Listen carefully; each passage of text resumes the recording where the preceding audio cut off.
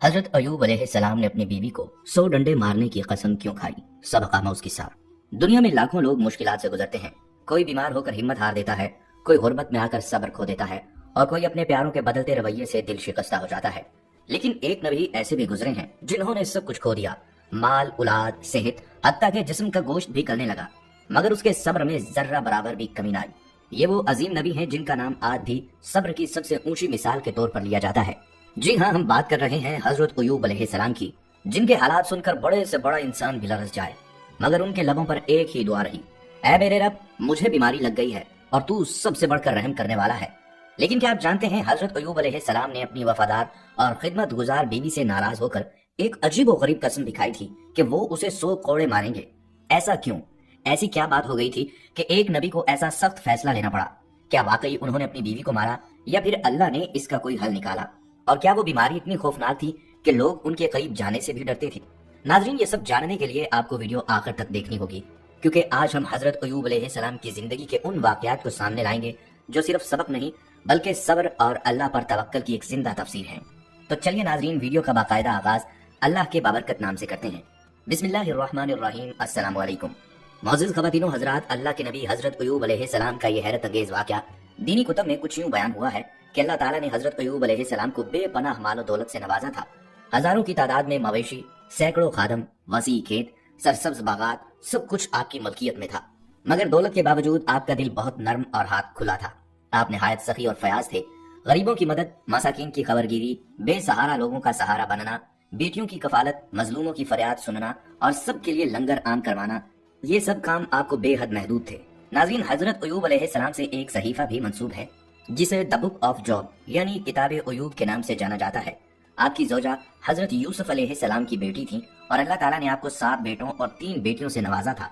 हजरत अयूब अलैहिस्सलाम दीनी इब्राहिमी की दावत देते थे। वो अल्लाह की वहदानियत की तालीम देते, लोगों को शिर्क, बुत परस्ती और बुरे अमाल से बचने की नसीहत फरमाते और आखिरत पर ईमान लाने की दावत देते। आप खुद हर वक्त अल्लाह की इबादत में मशगूल रहते और हर नेमत पर शुक्रगुजार रहते, क्योंकि अल्लाह ने उन्हें बेशुमार नेमतों और आसानियों से नवाज रखा था। रवायात में आता है कि एक दिन आसमानों पर हजरत अयूब अलैहिस्सलाम का जिक्र हो रहा था। फरिश्ते उनकी इबादत, आजी और सब्र और शुक्रगुजारी की खूब तारीफ कर रहे थे। वो इस बात पर हैरान थे कि अयूब जैसा बंदा किस कदर फरमाबरदार है, जो नेमतों में भी रब को याद करता है और आजी से भी जीता है। लेकिन इसी लम्हे इब्लीस दरमियान में आ गया और उसने निहायत गुरूर से कहा कि अयूब का शुक्रगुजार होना कोई हैरत की बात नहीं। इब्लीस ने कहा, जब किसी बंदे को माल, दौलत, औलाद, सेहत, इज्जत सब कुछ दे दिया जाए तो वो तो शुक्र ही शुक्र करेगा।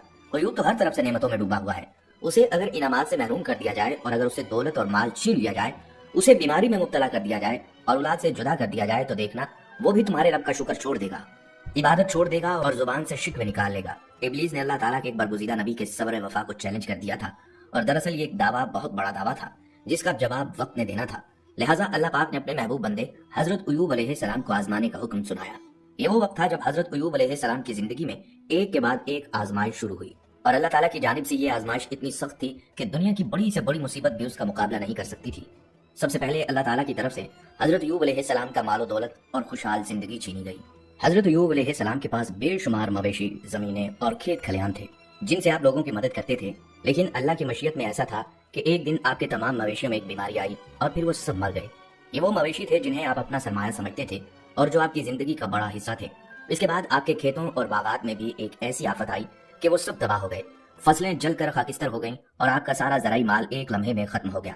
हजरत अयूब अलैहिस्सलाम से ये सारी नेमतें और खुशहाली छिन गईं और उन पर मसाइब का पहाड़ टूट पड़ा। ये इम्तहान सिर्फ उनकी दौलत से नहीं था, बल्कि उनकी सारी जिंदगी और राहतों को अल्लाह की रजा के लिए छीन लिया गया। इसके बाद एक और आजमाइश आई। डाकुओं का एक गिरोह आया और हजरत अयूब अलैहिस्सलाम के वफादार नौकरों और गुलामों को मारकर आपके तमाम बाकी मादा मालो, दौलत और मवेशियों को लूट कर ले गया। आपका वो माल जो कभी दूसरों की मदद के काम आता था, अब डाकू ले गए। हजरत अयूब अलैहिस्सलाम का सारा माल, जायदाद और मवेशी सब कुछ लुट गया था। लेकिन इन तमाम इम्तहानों में भी हजरत अयूब अलैहिस्सलाम ने अल्लाह की रजा पर मुकम्मल यकीन रखते हुए कोई शिकायत न की। आपने उन मुसीबतों के बावजूद अल्लाह की तकदीर पर राजी रहने का आज़्म किया। आपकी जुबान पर कभी भी अल्लाह के फैसले पर एतराज नहीं आया। हर आजमाइश में हजरत अयूब अलैहिस्सलाम का सब्र, अल्लाह के लिए शुक्रगुजारी और उसकी रजा पर यकीन ही नुमाया था। आपकी इस बुलंद इखलाकी और रूहानी ताकत ने दुनिया को ये सिखाया कि हर आजमाइश, हर तकलीफ के पीछे अल्लाह की हिकमत और मर्जी होती है और जो बंदा अल्लाह पर कामिल ईमान रखता है वो उन आजमाइशों को भी अपनी मंजिल समझकर सब्र करता है।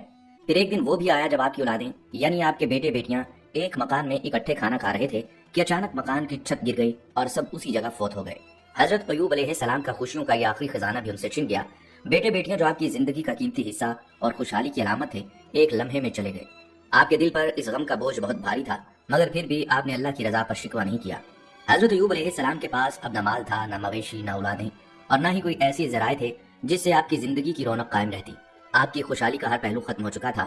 آخر میں صرف ایک چیز باقی رہ گئی، اور وہ تھا صبر۔ اور اس صبر کی گواہی صرف انسانوں نے نہیں دی، بلکہ خود اللہ رب العزت نے قرآن مجید میں دی۔ سورہ سعد آیت 44 میں اللہ تعالیٰ فرماتا ہے کہ ہم نے ایوب کو صابر پایا، وہ کیا ہی بہترین بندہ تھا، بے شک وہ بہت رجوع کرنے والا تھا۔ ناظرین، لگاتار تباہی اور ایسے واقعات سے تو لوگ اپنے حواس کھو بیٹھتے ہیں، لیکن حضرت ایوب علیہ السلام کی پیشانی پر شکن تک نہیں آئی۔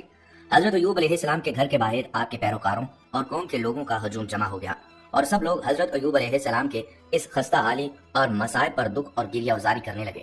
حضرت ایوب علیہ السلام نے اس وقت فرمایا کہ میں اپنی ماں کے پیٹ سے برہنہ پیدا ہوا تھا اور برہنہ ہی دنیا سے جاؤں گا۔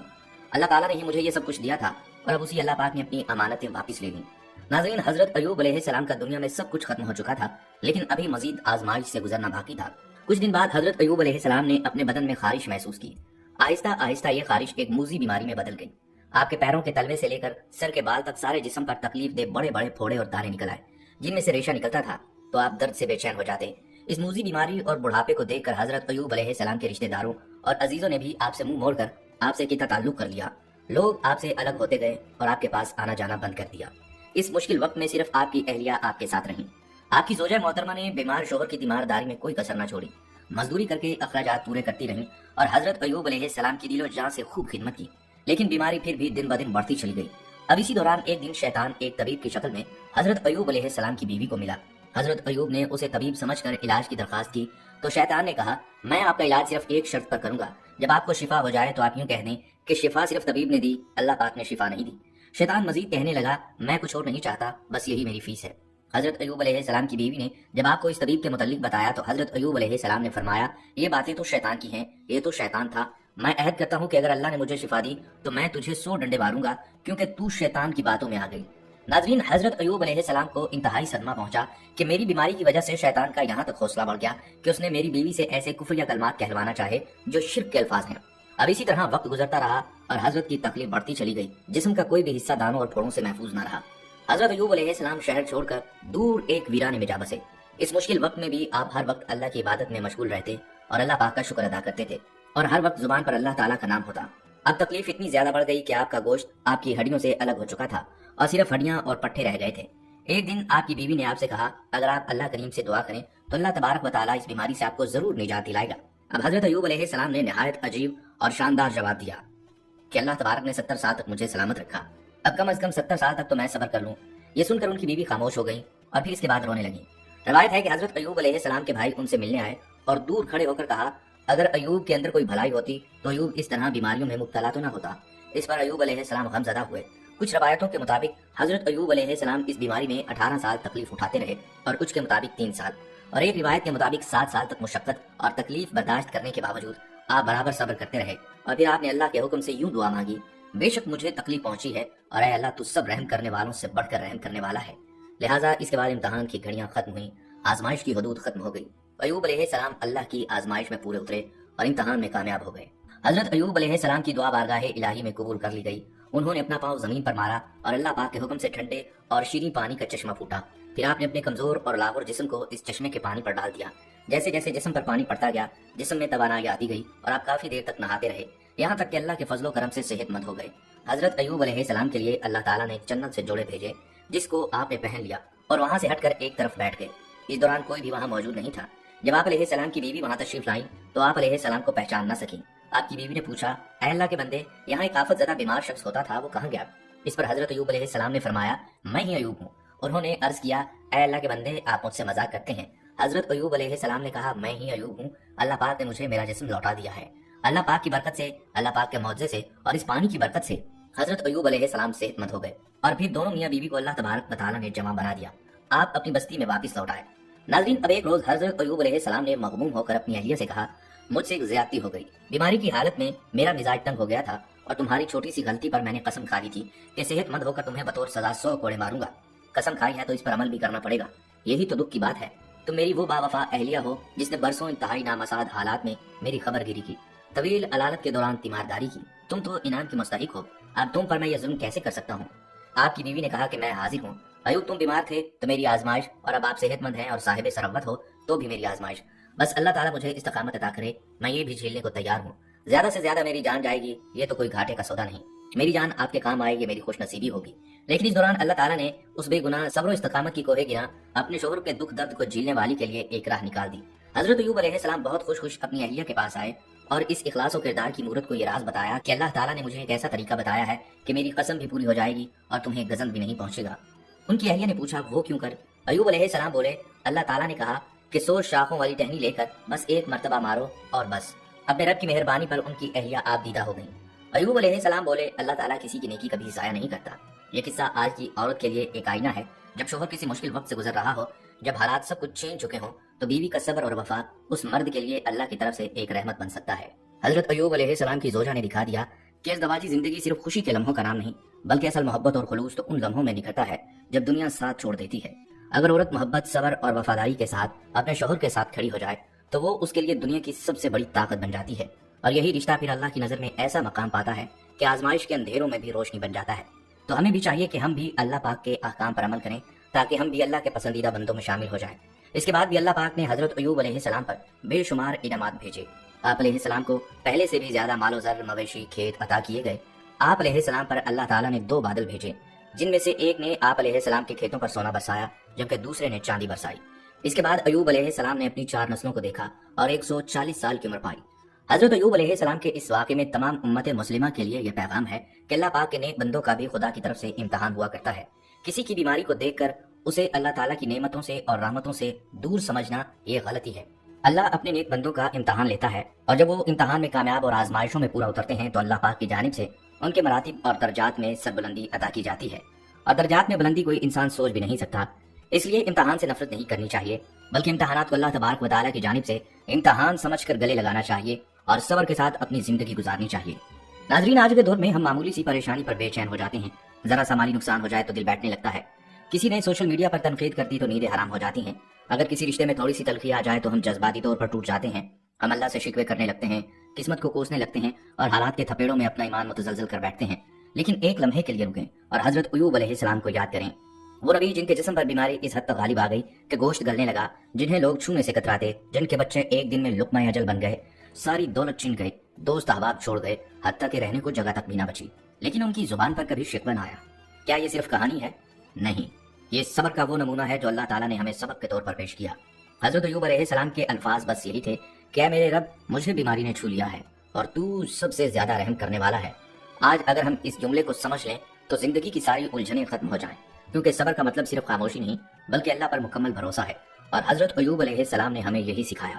آزمائش چھوٹی ہو یا بڑی، اگر صبر کے ساتھ اللہ کی طرف رجوع کیا جائے تو وہی آزمائش بندے کے لیے نجات کا دروازہ بن جاتی ہے، اور یہی درس ہے جو آج کی نفسانی کمزوریوں، جذباتی بے چینیوں اور روحانی خلا کو بھر سکتا ہے۔ بلکہ صبر کی اہمیت اور افادیت اس بات سے عیاں ہوتی ہے کہ اللہ رب العزت نے اپنے ہاں اس کا بے حساب اجر رکھا ہے۔ آج ہم دین سے دوری کی وجہ سے اسلامی تعلیمات کو جانتے ہی نہیں، اور ان تعلیمات کے بارے میں بے یقینی کا شکار ہونے کی وجہ سے اپنا سب کچھ اس دنیا میں پورا کرنا چاہتے ہیں۔ اگر ہم خالق کائنات کے بتائے ہوئے طریقے کے مطابق صبر سے کام لیں تو ہمارے مسائل زیادہ تر خود بخود حل ہو جائیں۔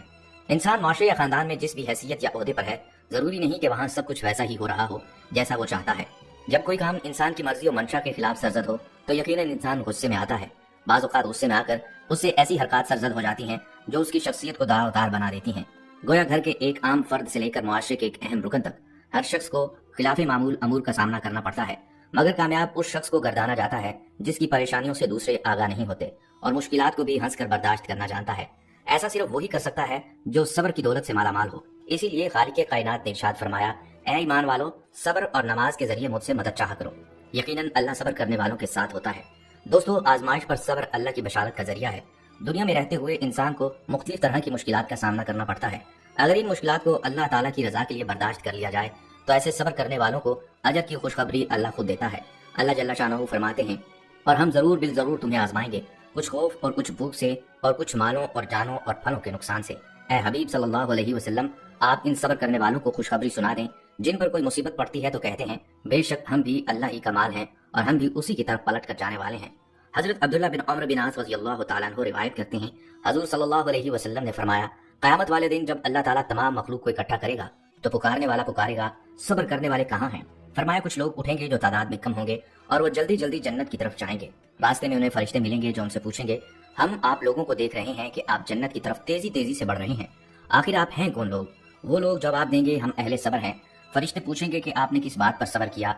वो जवाब देंगे, हमने अल्लाह ताला की अताअत पर और गुनाहों से बचने पर सब्र किया। उस वक्त उनसे कहा जाएगा कि जन्नत में दाखिल हो जाएं, बेशक सब्र करने वालों का यही अजर है। हज़रत उमर रज़ी अल्लाह तआला अन्हु फरमाते हैं कि हमने अपनी जिंदगी के बेहतरीन औकात हालत सब्र में पाए। नाज़रीन, वीडियो के आखिर में यह भी वाज़ेह कर दूं कि हज़रत अय्यूब अलैहिस्सलाम की बीमारी के बारे में बाज़ किस्सों में बयान किया गया है कि उनके जिस्म पर कीड़े पड़ गए या उन्हें कचरे के ढेर पर रखा गया और लोग उनके करीब जाने से कतराते थे, लेकिन ये बात दुरुस्त नहीं। कुरान करीम में सिर्फ ये जिक्र है कि हज़रत अय्यूब अलैहिस्सलाम को एक शदीद बीमारी लाहक हुई, मगर बीमारी की नौयत या जिस्मानी तफसीलात का जिक्र मौजूद नहीं। हदीस में भी ऐसी कोई तफसील नहीं मिलती जो जिस्मानी अलामात की तस्दीक करें। मुहक्किकीन और मोतबर मुफस्सिरीन जैसे मुफ्ती मोहम्मद शफी रहमतुल्लाह अलैह के मुताबिक ये रवायात मुबालगा आमेज हैं और दुरुस्त तस्लीम नहीं की जाती, क्योंकि अंबिया अलैहिस्सलाम पर ऐसी बातें नहीं आती कि लोग उनसे घिन या खौफ महसूस करें। बाज़ आसार में कहा गया कि उनके जिस्म के हर हिस्से पर फोड़ निकल आए, लेकिन ये रवैया इतना काबिल एतमाद नहीं। हकीकत में हज़रत अय्यूब अलैहिस्सलाम एक शदीद मर्ज में मुब्तला हुए, जिसकी शिद्दत इतनी थी कि उनके इर्द गिर्द के लोग दुख और हैरत के साथ उनके हालात देखते। लेकिन ये बीमारी आम इंसानी बीमारी की एक इंतहा थी, ना कि कोई ऐसा मंजर जिसमें इंसानी नफरत या खौफ पैदा हो। इस दौरान हज़रत अय्यूब अलैहिस्सलाम के इर्द गिर्द के लोग दूर हो गए, लेकिन उनकी बीवी ने वफादारी और खिदमत जारी रखी और बीमारी के बढ़ने के बावजूद उनके साथ रहीं। ये सब वाक़यात इस बात की तरफ इशारा करते हैं कि हज़रत अय्यूब अलैहिस्सलाम की आजमाइश की शिद्दत बहुत ज्यादा थी और वो सब्र इस्तकामत के साथ इस बीमारी का मुकाबला कर रहे थे। नाज़रीन, हज़रत अय्यूब अलैहिस्सलाम की उम्र मुबारक के बारे में मुफस्सिरीन की मुख्तलिफ आरा हैं। अक्सर ने आप अलैहिस्सलाम की उम्र 140 साल बताई, जबकि इब्ने जुरैर रहमतुल्लाह अलैह के मुताबिक आपकी उम्र 93 साल थी। बाज़ रवायात के मुताबिक हज़रत अय्यूब का मकबरा शाम के इलाके सिद्दीना में वाक़या है। यहाँ ज़ायरीन आते हैं और उनकी याद में दुआ करते हैं। कुछ तारीख दानों के मुताबिक हज़रत अय्यूब का एक मकबरा इराक के इलाके में मौजूद है, जहाँ लोग उनकी अज़मत और सब्र की याद में आते हैं। दुआ कीजिए अल्लाह पाक हमें अंबिया किराम के नक्श कदम पर चलने की तौफीक अता फरमाए। आमीन या रब्बुल आलमीन।